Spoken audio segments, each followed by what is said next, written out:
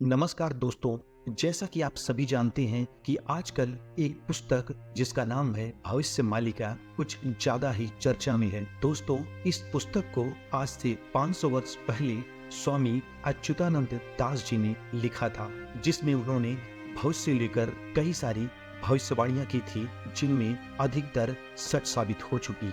इसीलिए यह किताब एक चर्चा का विषय बनी हुई है। दोस्तों, तो आइए जानते हैं कि आखिर इसका वैज्ञानिक और पौराणिक आधार क्या है। दोस्तों, हम सबसे पहले जानेंगे कि कौन है अच्युतानंद। दोस्तों, अच्युतानंद महाराज जन्म से गोपाल यादव थे। अच्युतानंद का जन्म उड़ीसा के तिलकाना नाम के गांव में हुआ था। विद्वानों के अनुसार उनका काल 1480 से 1505 के बीच का माना जाता है। उनकी माता का नाम पद्मावती और पिता का नाम दीनबंधु खुटिया था।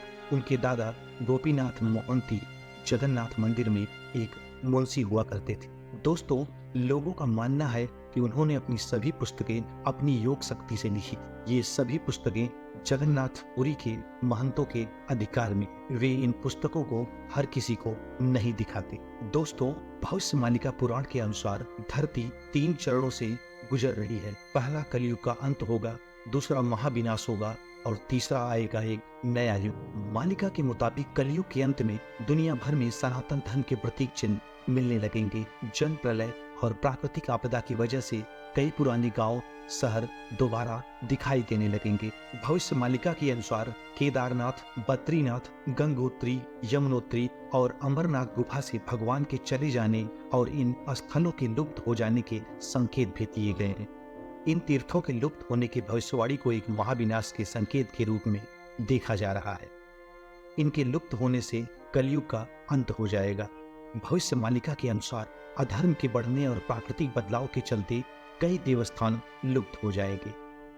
इसका मुख्य कारण धरती का तापमान बढ़ने, प्राकृतिक बदलाव और अधर्म का राज रहेगा। तब महाविनाश और युद्ध आरंभ होगा। महाविनाश के बाद भगवान कल की अनंत माधन पुनः देवस्थानों की स्थापना करेंगे। भविष्य मालिका के अनुसार चौथा महायुद्ध, या यूं कहे कि धर्म युद्ध, धर्म और अधर्म के बीच होगा। कलयुग के अंत में जिन लोगों ने महाभारत के युद्ध में भाग नहीं लिया था, वे सभी इस महायुद्ध में भाग लेंगे और भगवान कल्कि का साथ देंगे। भविष्य मालिका के अनुसार चौथा धर्म युद्ध महाविनाश लाएगा। महाविनाश से पहले शिव के द्वारा दिए गए इस धरती पर कुछ बदलाव देखे जाएंगे। बताया जा रहा है कि महाभारत युद्ध के समय कई लोग किसी कारणवश युद्ध में भाग नहीं ले पाए। जो सभी योद्धा युद्ध लड़ना चाहते हैं, उनकी इच्छा कलयुग के अंत में पूरी होगी, जब भगवान कल्कि का अवतार होगा। भगवान बलराम भी युद्ध में भाग नहीं ले पाए थे।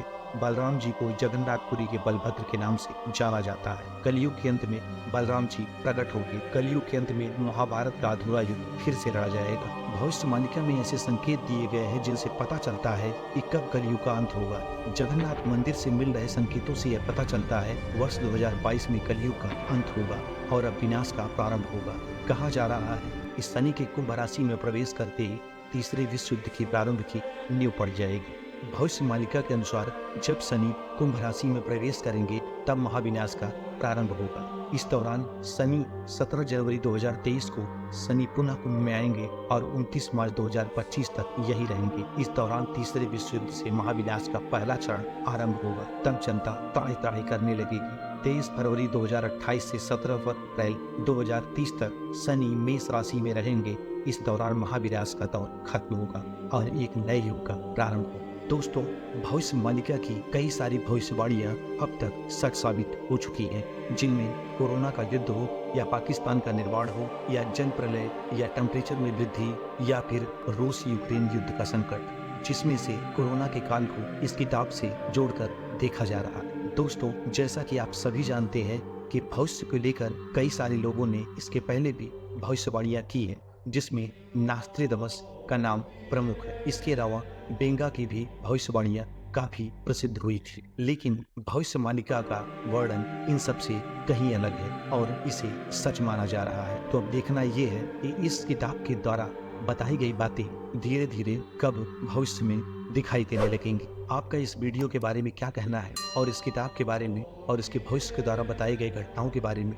आपका क्या विचार है, हमें कमेंट बॉक्स में जरूर बताएं। जय हिंद, जय जगन्नाथ, नमस्कार।